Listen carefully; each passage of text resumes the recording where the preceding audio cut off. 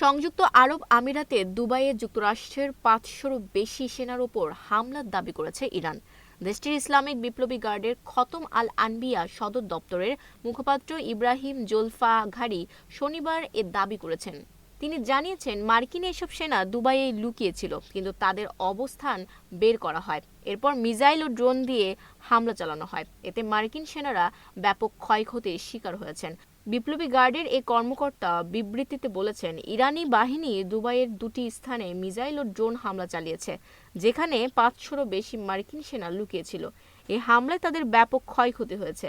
আমরা আগেই সতর্ক করেছিলাম যে এ অঞ্চলে মার্কিন ঘাঁটিগুলো ধ্বংস হওয়ার পর শক্তিশালী অভিযানের মুখে টিকতে না পেরে আগ্রাসী মার্কিন সেনারা পালিয়ে বাইরে গিয়ে আত্মগোপন করেছে। Desk report, news flash 71।